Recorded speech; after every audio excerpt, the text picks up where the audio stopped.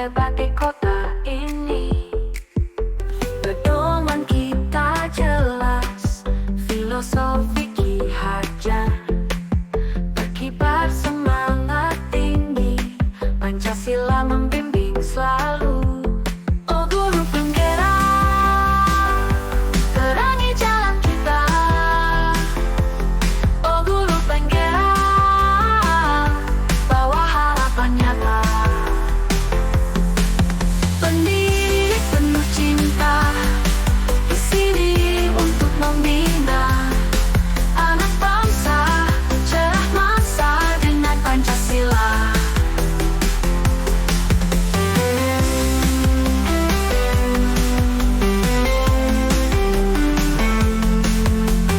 Kota Jambi bangga, generasi pembelajar, angkatan 11 berkarya, menggapai cita bersama. Oh guru penggerak, terangi jalan kita. Oh guru penggerak, bawa harapan nyata.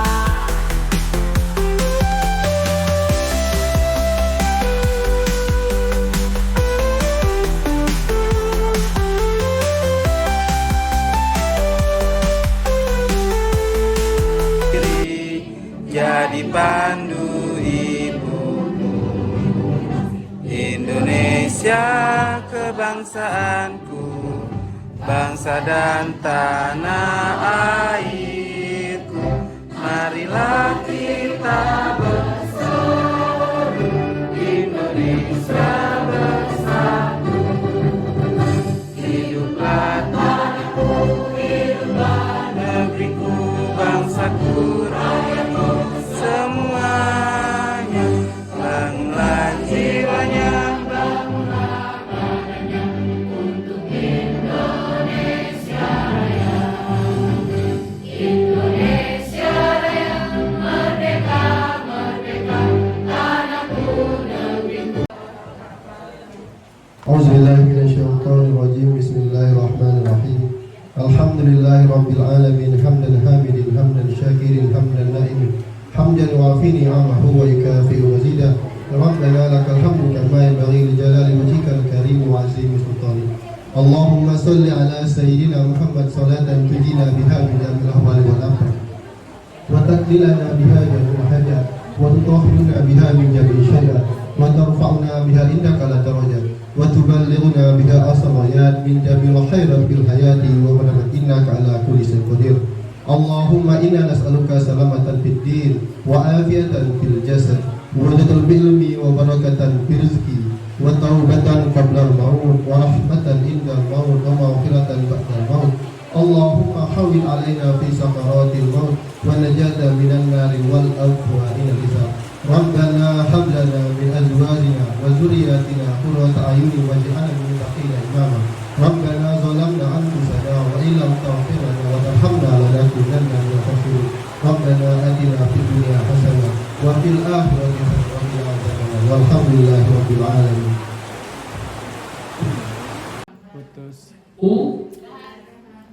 Udahan ya. Jadi mohon maaf, saya selaku ketua gugus Blokempil mungkin ada miskomunikasi di antara ya kita sebagai pendidik. Kegiatan seharusnya dilakukan pada bulan Juli, tapi dengan kegiatan-kegiatan yang ada, jadi kita di bulan Agustus diadakan. Dan juga kemarin dengan kesepakatan pada hari ini. Jadi mungkin di antara ya pemimpin-pemimpin kita mungkin ada istilahnya miskomunikasi bahwa kegiatan kita ini mau dibawa kemana.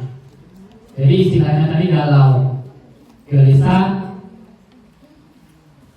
antara lanjut atau udahan. Jadi di sini saya selaku ketua semoga kegiatan KKG ini tetap berlangsung, tetap ada. Bahwa manfaatnya banyak, Bu. Kita bisa saling silaturahmi antara gugus. Jarang-jarang kita ketemu, Bu. Di kegiatan inilah, di antara 9 SD, kita gugus Bougainville ada 9 SD. Disinilah kita tempatnya untuk melepaskan penat. Kita merasa kekeluargaan, sering ketemu. Jadi istilahnya kalau kegiatan KKG ini ditiadakan atau ya udahan tadi, rasanya sangat ya kecewa. Jadi saya mohon kegiatan ini tetap berlangsung. Dan juga mohon izin kepada Pak Halil. Salam masuk, Pak. Pak Halil.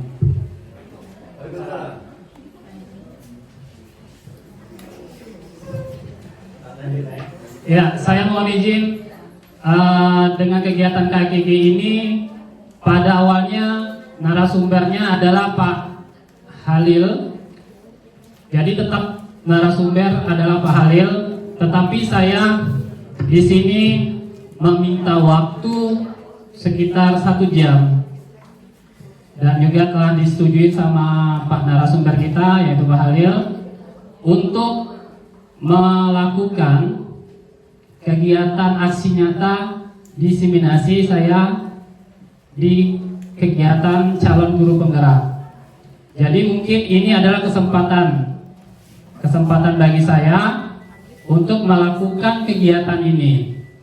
Jadi temanya pun juga sama, disiplin positif di dalam kegiatan lingkungan kerja. Dan juga kegiatan diseminasi saya di calon guru penggerak di sini juga mengenai budaya positif. Jadi alhamdulillah dikasih izin sama Pak Halil, saya duluan memberikan materi, nanti akan dilanjutkan oleh Pak Halil. Oke, langsung saja izin Pak ya. Siap.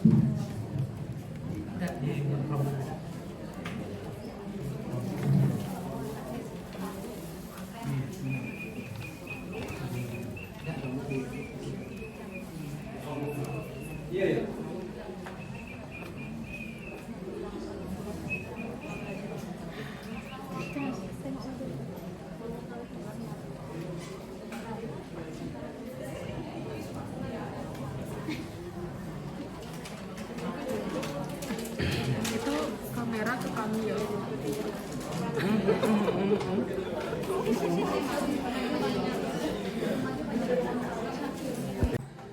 Saya izin untuk memberikan kegiatan aksi nyata ini sebagai tugas saya. Di sini aksi nyata diseminasi pada kegiatan modul 1. Kegiatan calon guru penggerak angkatan 11 karena tertunda 1 tahun, seharusnya angkatan 10 karena kuotanya tadi penuh, berarti kami dialihkan menjadi angkatan 11. Aksi nyata di sini yaitu tentang budaya positif. Budaya positif di kegiatan lingkungan pendidikan.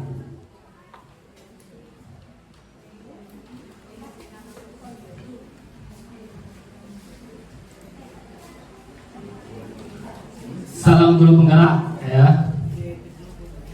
Oke, sebelum kita memasuki kegiatan yuk kita senyum selama 30 detik. Jadi untuk menghilangkan stres penat kita, kita senyum dulu selama 30 detik. Jadi Bapak guru hebat sekalian, boleh berdiri. Boleh berdiri semuanya.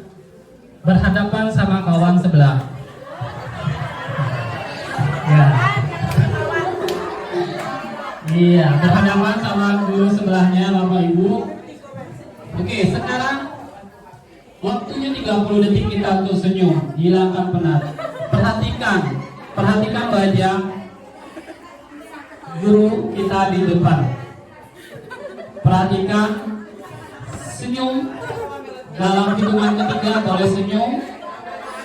1, 2, 3. Senyum dulu, iya. Dengan senyum ada yang ketawa ngangkat, ya. Jadi saya hitung sama 30 detik. Lihat, perhatikan wajahnya, jangan perhatikan bibirnya. Perhatikan wajahnya. Senyum.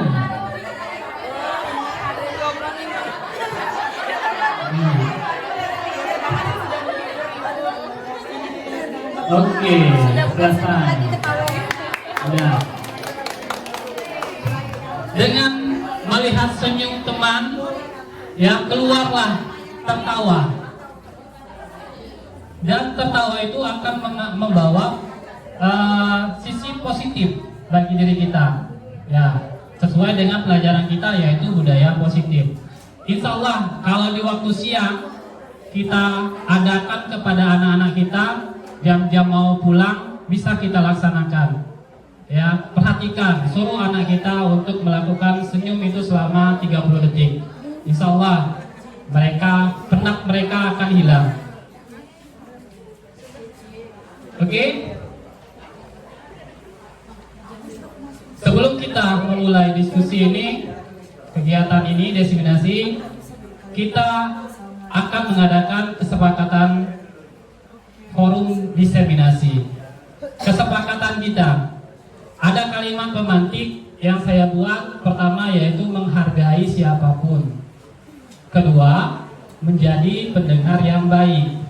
Kira-kira siapa yang mau bisa menambahkan lagi? Apa kesepakatan kita? Kira-kira kesepakatan kita apa? Selama kita mendengar kegiatan diseminasi ini. Iya, Bu Uli terlibat aktif.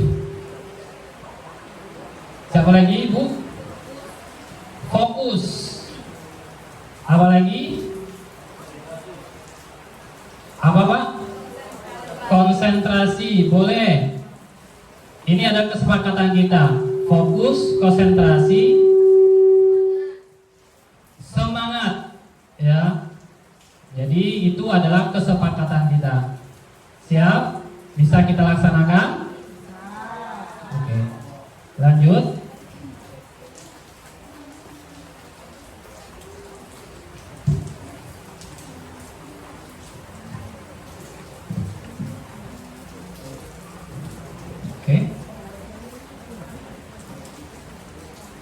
Oke, kegiatan disiplin positif. Seorang guru yang baik harus memiliki kemampuan dalam mewujudkan budaya positif di sekolah. Budaya positif tersebut dapat dijalankan dengan menerapkan konsep-konsep sebagai berikut. Inti dari penerapan konsep itu terdiri dari 6, yaitu pertama, disiplin positif. Kedua, motivasi perilaku manusia. 3, keyakinan sekolah atau kelas. 4, kebutuhan dasar manusia. 5, posisi kontrol restitusi. Dan 6, segitiga restitusi. Inilah 6 inti yang akan kita bahas. Lanjut ke disiplin positif. Kira-kira sebelum kita masuk ke disiplin positif, Bapak Ibu siapa yang tahu apa itu disiplin positif? Apa itu disiplin positif? Ada yang tahu Pak? Ibu?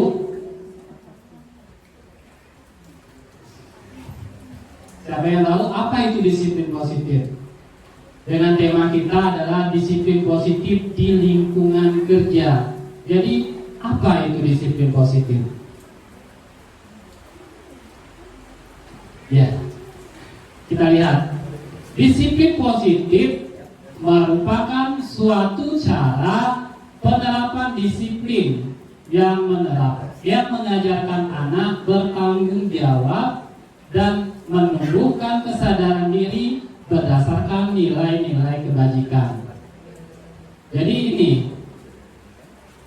disiplin positif ini penekanannya yaitu kepada tanggung jawab anak, dimulai dari diri dia dengan penerapannya pada nilai-nilai kebijakan.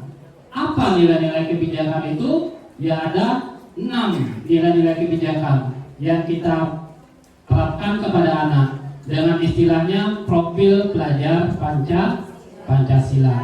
Apa aja Ibu profil pelajar Pancasila?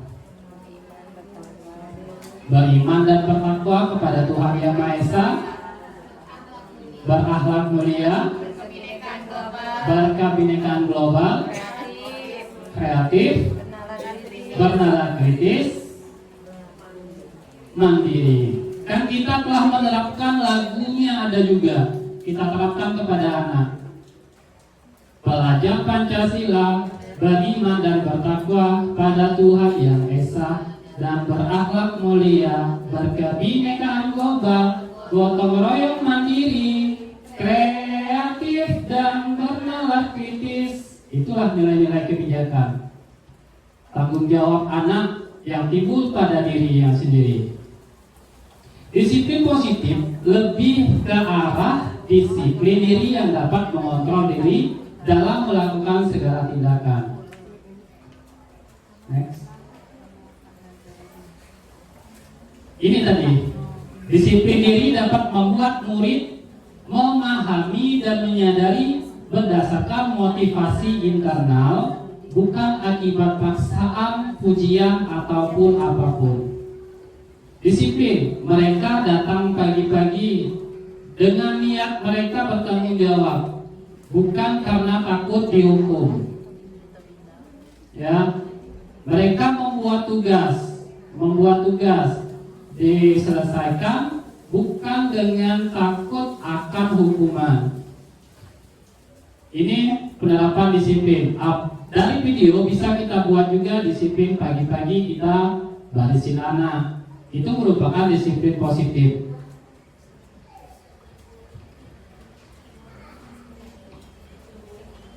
Ini tadi 6 karakter nilai kebajikan yang ada di kurikulum Merdeka.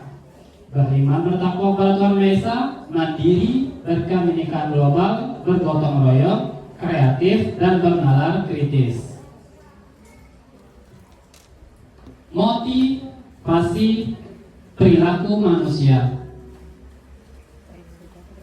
Ada 3 motivasi perilaku manusia ini, yaitu pertama, untuk menghindari ketidaknyamanan atau hukuman. Kedua, untuk mendapatkan imbalan atau penghargaan dari orang lain. Ketiga, untuk menjadi orang yang mereka inginkan dan menghargai diri sendiri dengan nilai-nilai yang mereka percaya.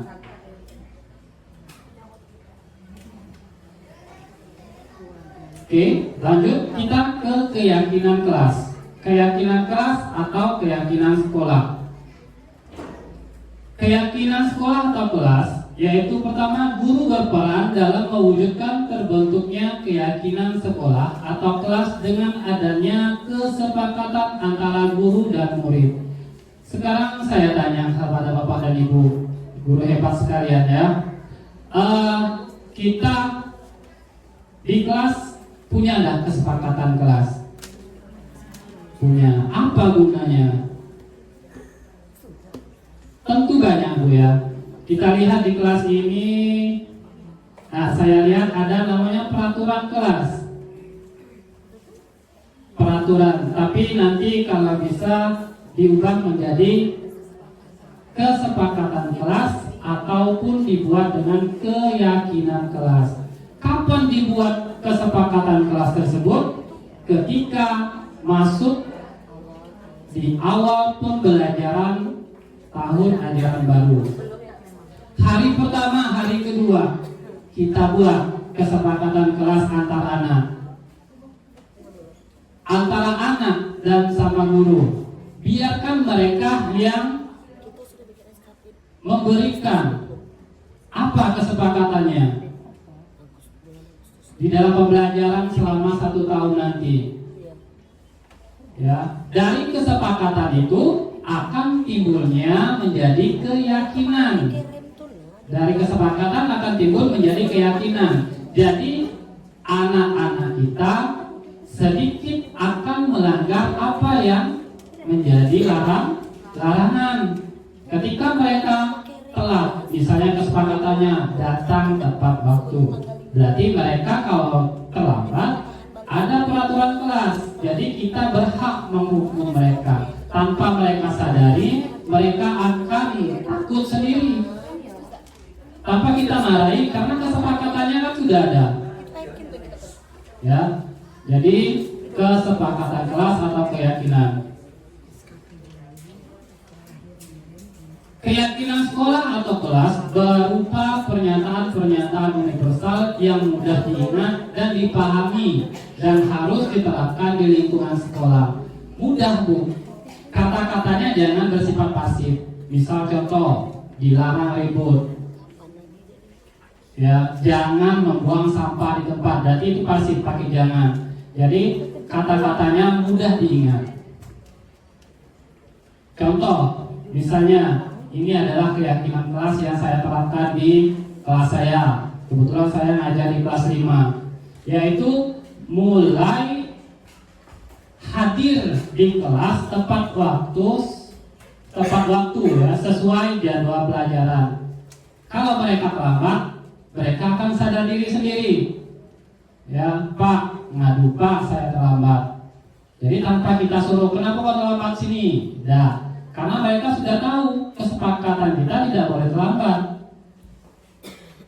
Jadi dengan kesepakatan ini mereka sadar akan kesalahan. Contohnya misalnya piket kelas dilakukan lebih awal.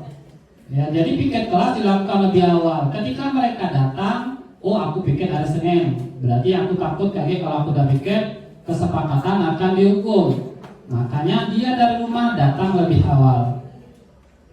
Ya, itulah gunanya kesepakatan tadi. Dari kesepakatan menjadi keyakinan. Dari keyakinan itu mereka akan takut pada diri. Oh, aku harus disiplin. Lanjut. Terus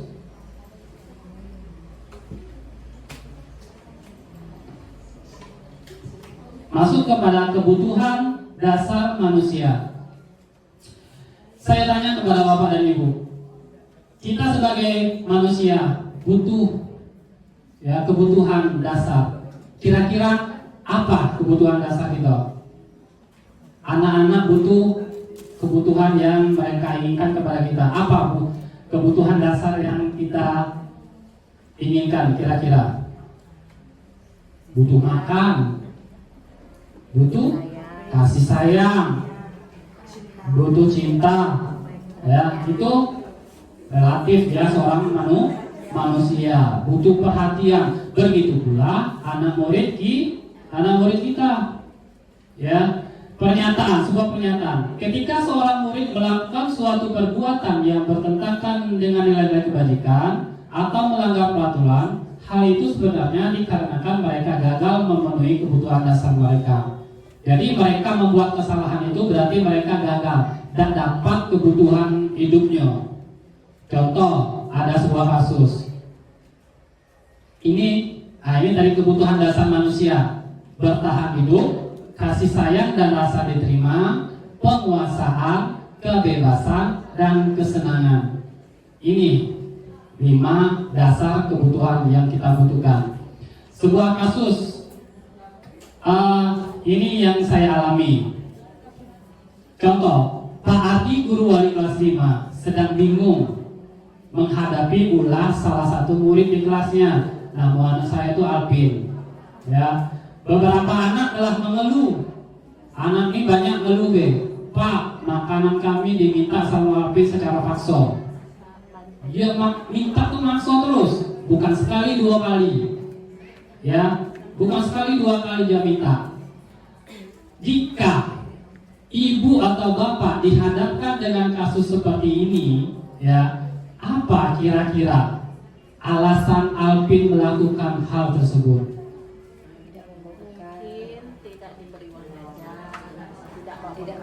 Tidak membawa bekal. Jadi dia itu motivasi kebutuhan hidupnya butuh apa? Butuh perhatian dari orang tua. Perhatian dari orang tua. Oke, sip, mantap, ibu udah tahu ya. Berarti kita tuh harus tahu, ya. Oke, alasan kenapa si Alpin melakukan hal tersebut. Kalau dia butuh bertahan hidup, berarti dia lapar, ya kan? Dan juga orang tuanya tidak membawakan bekal makan siang, ya kan? Jadi si Alpian ini berusaha memenuhi isi perut kelaparan tadi. Berarti kebutuhan dia itu adalah sebagai untuk bertahan hidup. Alasan dia, ya kan? Alasan kedua, misalnya karena dia merasa senang temannya tadi jadi memperhatikan dia. Ketika temannya melaporkan tindakan itu pada gurunya dan gurunya memberitahu kepada orang tuanya, sehingga orang tuanya jadi memperhatiin dia, ya, maka kebutuhan dasar yang sedang dipenuhi Alpian adalah kebutuhan akan kasih sayang dan rasa diterima. Jadi anak tersebut berarti kurang kasih sayang. Kasih sayang orang tua tidak dapat, kasih sayang gurunya pun tidak dapat. Ketika dia melakukan hal tersebut, seorang guru itu tidak boleh harus marah-marah.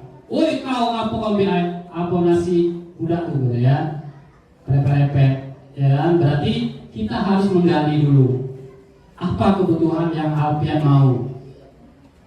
Mungkin alasan yang ketiga,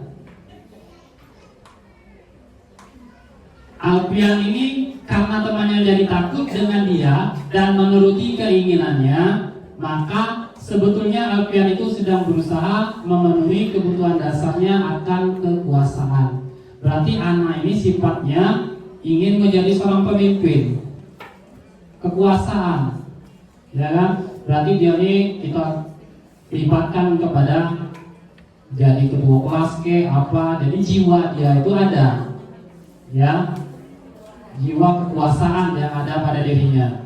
Alasan yang keempat, karena dia merasa bosan dengan bekal makanan dibawakan ibunya dari rumah, karena ibunya selalu membawa bekal yang sama. Oleh karena itu dia ingin mencoba makanan teman-temannya yang beraneka ragam. Maka Alpian sedang berusaha memenuhi kebutuhannya akan kebebasan. Jadi anak ini butuh kebebasan. Karena emaknya ngasih mie. Jadi dia merampas makanan anak kawannya tadi. Jadi kebutuhan yang dibutuhkan Alpian adalah kebebasan. Alasan Alpian yang kelima, karena ia melakukan karena iseng saja dan ia menikmati ekspresi wajah teman-temannya yang kesal karena diambil makanannya dan menurut dia ekspresi teman-temannya itu lucu, maka berarti Alpian sedang berusaha memenuhi kebutuhannya akan kesenangan. Jadi inilah kebutuhan yang ada pada. Memang sama seperti di SD, ibu umur.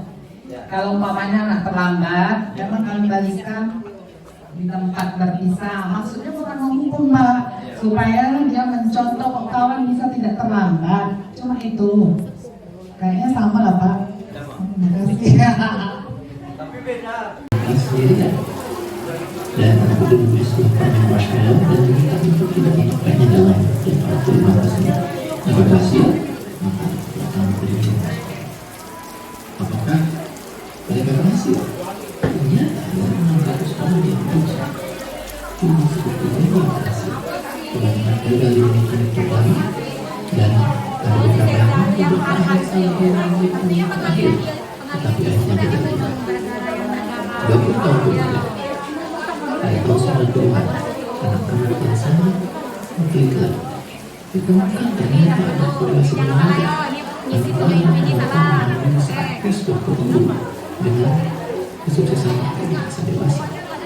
Orang-orang yang berhasil dengan godaan rasmi memiliki kehidupan yang baik, sementara yang gagal mereka cenderung mudah tergoda oleh godaan-godaan kehidupan, terutama berbasis bebas pilihan, sehingga mereka memiliki kehidupan yang lebih maju dibandingkan anak-anak yang berhasil.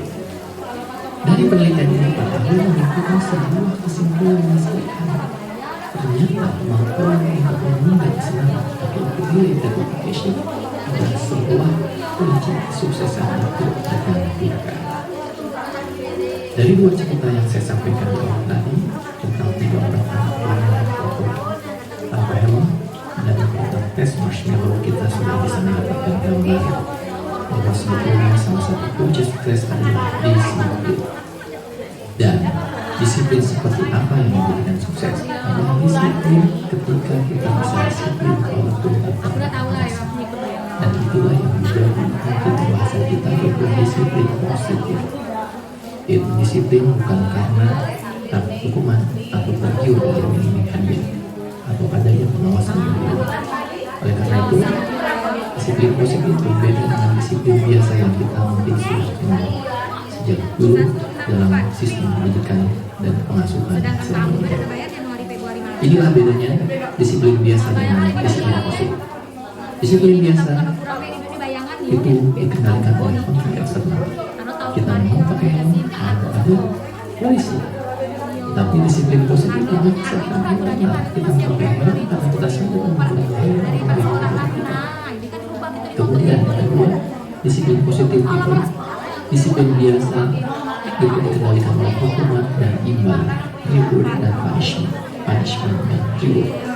Sementara disiplin positif itu dikendalikan oleh kesadaran internal tentang adanya konsekuensi logis dari setiap tindakan. Yang berikutnya, disiplin biasa fokus pada perilaku.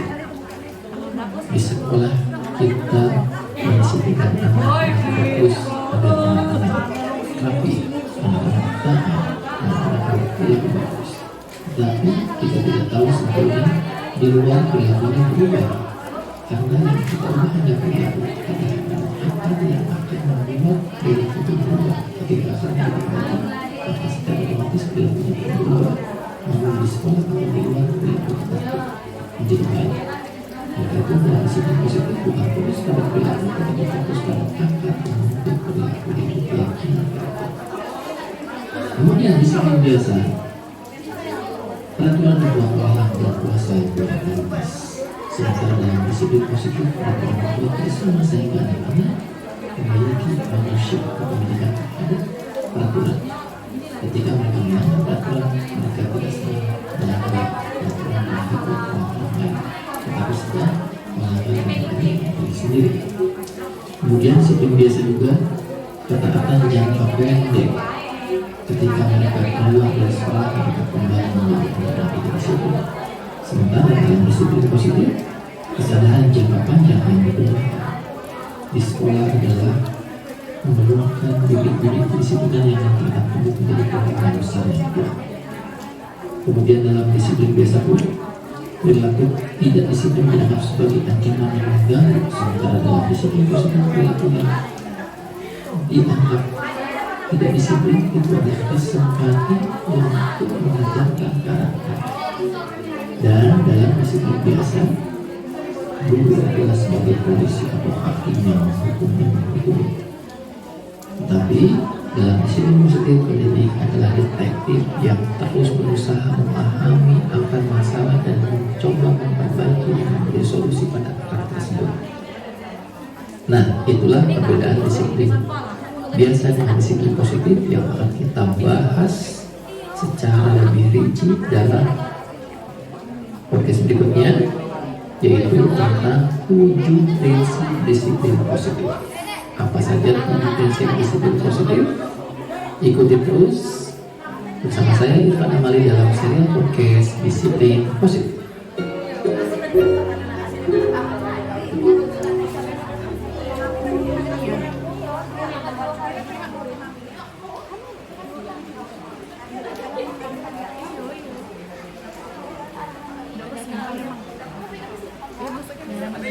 memenuhi kebutuhannya akan kesenangan. Jadi inilah kebutuhan yang ada pada manusia. Masuk kita ke posisi kontrol restitusi. 5 posisi kontrol restitusi yaitu guru sebagai penghukum. Kedua, guru sebagai pembuat merasa bersalah. 3, guru sebagai teman. 4, guru sebagai pemantau. 5, guru sebagai manajer. Dari 5 posisi kontrol restitusi ini, kira-kira Bapak Ibu di posisi mana? Kira-kira kita di posisi mana? Yang kuning, teman. Ya, kita sebagai teman ada juga kelebihan dan ada kekurangan. Hal yang paling bagus yaitu kita di posisi manajer ya, manajer. Karena apa? Kita lihat next. Ini motivasinya guru berbuat ketika penghukum ya, menghardik, menunjuk-nunjuk, meyakinkan, menyindir. Kan penghukum. Posisi kita sebagai penghukum, menyindir, menghardik ya, terus menunjuk-nunjuk. Ya, menyakitin hati anak, itu adalah posisi kita sebagai penghukum. Posisi pembuat rasa bersalah, berceramah, ngatoi, ya. Jadi kita berceramah, itu adalah sebagai merasa bersalah sehingga anak tadi merasa bersalah. Posisi sebagai teman, membuatkan alasan-alasan untuk muridnya. Jadi kita sebagai teman, sebagai murid ya, anak murid salah kita anggap teman. Jadi kita rangkul dianya, tapi dengan sikap posisi teman ini bisa anak itu monjak ibu. Ketika kita mengasihinya, kalau kita tidak ibaratnya apa posisi anak kita ajak teman, nanti sewaktu-waktu dia akan monjak, ya, dia akan membuat kita, ya. Kita ngasih kepercayaan kepada dia pun akan selambat laun akan membuat ibu tuh enak baik adalah dia kan kawan saya, dengan ibaratnya kan. Jadi posisi kita sebagai teman itu bagus, tetapi kurang. Di posisi pemantau, menghitung dan mengukur, ya menghukum sesuai diri itu di sebagai pemantau. Dan posisi sebagai manajer mengajukan pertanyaan-pertanyaan.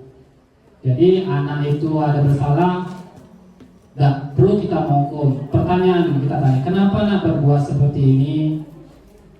Apa alasan kamu melakukan ini? Bisakah kamu tidak melakukannya? Jadi itu sebagai manajer. Next. Posisi kontrol restitusi ini di antara kelima posisi kontrol tersebut sebaiknya seorang guru menggunakan posisi kontrol sebagai manajer. Ini tadi. Berarti kita posisi manajer itu sangat dibutuhkan. Next. Sebagai manajer, guru dapat berbuat sesuatu bersama murid, mempersilahkan murid bertanggung jawab dan mendukung murid agar dapat menemukan solusinya. Di antara kasus yang saya atasi, contohnya yaitu ketika mencontek. Jadi ketika menyontekkan perbuatan tidak bagus, maka kita panggil anaknya dengan menemukan solusi kenapa dia mencontek. Selain itu, posisi manajer mengacu pada restitusi yang dapat menjadikan murid sebagai manajer bagi dirinya sendiri sehingga dapat tercipta identitas positif pada diri murid. Next. Ini segitiga restitusi. Posisi kontrol tadi sudah, penyelesaiannya segitiga, namanya segitiga restitusi. Segitiga restitusi pertama adalah validasi tindakan yang salah menstabilkan identitas, menanyakan keyakinan. Ketika dia bersalah, tanya, keyakinan apa yang kamu langgar? Kedua, menstabilkan identitas tadi dan menanyakan keyakinan. Next. Menstabilkan identitas dilakukan berdasarkan prinsip bahwa membuat kesalahan adalah bagian dari proses pembelajaran yang nantinya akan menggeser identitas gagal ke arah identitas sukses.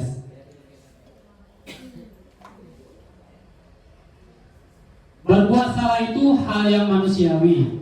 Ini ibaratnya contoh kita menyelesaikan. Tidak ada manusia yang sempurna. Kita pasti bisa menyelesaikan permasalahan ini. Bapak atau ibu tidak tertarik untuk mencari tahu siapa yang benar, siapa yang salah. Bapak ibu lebih tertarik untuk menyelesaikan masalah itu. Kalau kamu nyalahkan dirimu sendiri, terus menerus, apakah kamu bersikap baik pada diri sendiri? Jadi kita menyelesaikannya jangan menghadik anak tadi, jangan menyalahkan, tetapi apa solusi yang bisa kita perbaiki. Validasi tindakan yang salah.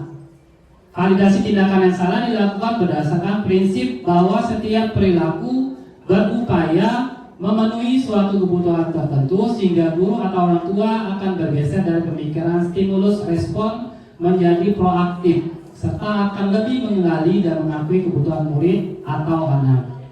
Oke, itu adalah segitiga restitusi cara validasi tindakan tadi. Kamu pasti punya alasan mengapa melakukannya, apa yang penting bagi kamu. Kamu boleh tetap berusaha menjadi sikap itu, tapi tambahkan sikap yang lain, yang baru. Maukah kamu belajar cara lain untuk mendapatkan yang kamu butuhkan tanpa harus memukul? Itu salah satu contoh. Next.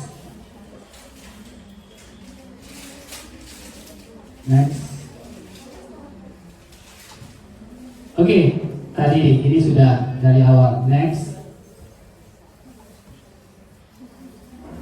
Oke, dari 6 poin tadi sudah selesai. Sekarang penerapan budaya positif yang telah saya terapkan di sekolah, yaitu di lingkungan kelas saya sendiri, yaitu penerapan berbudaya positif dengan membawa makanan, botol minum sendiri dan bekal mereka sendiri. Jadi mereka wajib membawa. Dalam video tersebut berbaris di depan kelas setiap pagi sebelum memulai pembelajaran dan bersalaman ketika masuk ke dalam kelas. Itu pasti setiap kelas akan melakukan hal tersebut. Itu akan melatih disiplin mereka. Ketika mereka datang kan tidak bersalaman sama kita, dari berbaris ini mereka akan bersalaman sama kita. Jadi kegiatan ini rutin setiap pagi dilakukan. Next. Penerapan budaya positif setelah itu yaitu berdoa. Setelah berdoa mereka menyanyikan lagu-lagu wajib, lagu daerah, dan lagu-lagu populer terkini yang menggambarkan semangat cinta tanah air ataupun lagu pendidikan. Jadi dengan kegiatan menyanyi lagu-lagu bisa menumbuhkan jiwa kebangsaan dan kebinekaan mereka. Jiwa kebangsaan akan timbul pada diri mereka. Anak-anak zaman sekarang, Bu, Pak, kalau boleh ditanya, boleh dites, coba nyanyikan lagu Satu Nusa, kalian sudah tahu, Lapas Limo. Karena bukan kita gagal, mungkin kita itu jarang memberi pelajaran, apalagi seni budaya cuma sebatas di loster, di jadwal pelajaran seni budaya tadi, padahal tidak pernah kita pelajari, ya kan? Jadi seni budaya pun kadang menggambar. Jadi kalau kita suruh misalnya lagu nasional aja kadang tidak tahu. Jadi jiwa kepahlawanan, kebinekaannya itu kadang tuh kurang.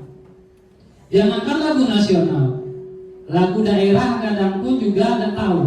Lagu daerah Batangan Hari aja tidak tahu, lagu budaya Jambi. Kalau ditanya cuma satu tuh yang tahu. lagu daerah Jambi ketimbang buku kada tuh beta tahu dulu. Orang kaya hitam udah tahu, ya. Jadi dengan mereka menyanyikan lagu nasional dan lagu budaya, maka disiplin mereka akan ada. Kegiatan ini merupakan bagi program penumbuhan budi pekerti yang digagas oleh Pak Anies Baswedan pada tahun 2015. Ini sudah diterapkan, menyanyikan lagu Indonesia Raya, daerah tadi kan. Terus penerapan program pengembangan budi pekerti secara bertahap agar kelak bisa membudaya. Beberapa tahapan yang perlu dilalui yakni tahap pengajaran, pembiasaan, pelatihan untuk bisa konsisten, proses pembiasaan, pembentukan karakter dan menjadi budaya. Hal ini terus kita lakukan akan menjadi budaya bagi anak-anak. Next. Penerapan budaya positif ini tadi mewajibkan anak-anak membawa bekal sendiri, makanan sendiri setiap hari. Membawa setiap hari. Budaya masyarakat kita memang cenderung praktis, tidak mau repot. Kalau di negara Jepang, Bu ya, di Jepang itu murid-muridnya itu setiap hari membawa bekal sendiri, yaitu dengan sebutan terkenal dengan sebutan namanya bento. Bento ini makanan di dalamnya terdiri dari nasi dengan lauk pauk bervariasi, di antaranya chicken, beef, katsu, salad, rumput, ya, sehingga buah-buahan segar. Gila, ya. Salah, rumput laut, salah. Maka rumput ya, rumput laut itu kegiatan yang ada di Jepang, namanya bento. Kalau di Indonesia kita, anak-anak kita ini ada membawa makanan, tapi jarang. Ada satu duo, ya satu duo. Dengan kebiasaan mereka kita terapkan di kelas setiap hari membawa, insya Allah anak-anak kita sehat semua. Ya, di dalam kegiatan P5 project itu ada temanya kita bersaudara, yaitu Bhinneka Tunggal Ika. Konteksnya di dalam kegiatan sekolah saya itu namanya temanya Minggu Berbagi. Minggu Berbagi berarti di hari Jumat, bukan di hari Minggu. Di hari Jumat mereka akan makan juga bersama-sama, makan bersama membawa bekalnya. Terus disitulah mereka akan menimbulkan keakraban. Si A membawa makanan ayam, si B membawa ikan. Di situ mereka akan berbagi. Cicip ayam aku, cicip ikan aku. Jadi timbullah sebuah keakraban. Sebuah keakraban dan juga saling menghargai sesama teman. Jadi di penerapan kelas saya namanya Minggu Berbagi. Di hari Jumat mereka akan melakukan kegiatan tersebut. Next. Membawa bekal ke sekolah sangat baik karena bukan hanya mengenyangkan perut, tetapi juga mencukupi kebutuhan nutrisi anak. Pada masa pertumbuhan anak membutuhkan zat gizi yang penting seperti protein, vitamin A, vitamin C, dan zat besi dan kalsium. Dengan membawa bekal ke sekolah tersebut, anak-anak maka orang tua sudah membantu anak memenuhi kebutuhan zat tersebut. Selain itu, orang tua juga bisa mengontrol asupan makan anak. Dengan membawa bekal juga bisa meningkatkan energi dan performa anak di kelas. Anak yang makan sayur, buah-buahan, protein, dan sedikit kalori dari lemak mempunyai performa yang baik dengan tes aksara dibandingkan dengan anak-anak yang mempunyai asupan lemak dan garam yang tinggi. Jadi mereka jajan itu jajanan banyak mengandung lemak, garam.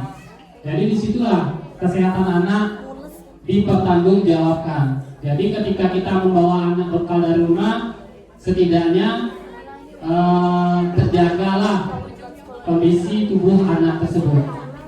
Next. Oke, dari situ penerapan yang saya buat dan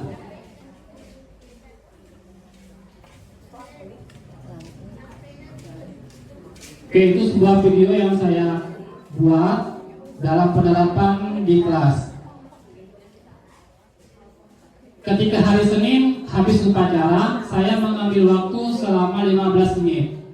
Selama 15 menit untuk makan bersama. Karena ketika mereka upacara capek berdiri, saya mengambil waktu 15 menit dan keluar mainnya saya kurangin jadi 10 menit. Jadi di situ. Setiap hari Selasa di waktu jam istirahat pertama. Rabu juga di jam istirahat pertama. Hari Kamis juga, hari Jumat adakan kegiatan namanya tadi Minggu Berbagi. Jadi itulah penerapan di budaya positif yang saya terapkan di sekolah saya. Jadi di sini next. Oke, sekian diskusi atau pemaparan dari saya. Kalau ada pertanyaan, saya persilahkan untuk bertanya Bapak dan Ibu.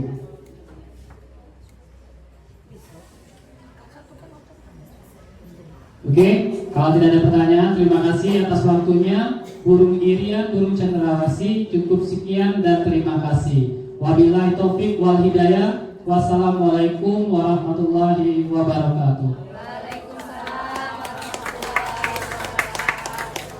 Oke, untuk pemateri berikutnya saya serahkan kepada Pak Halil.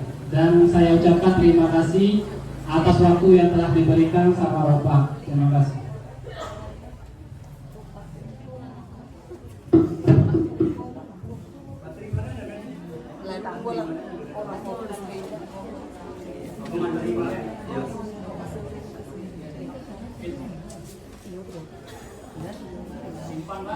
Saya kirim ya.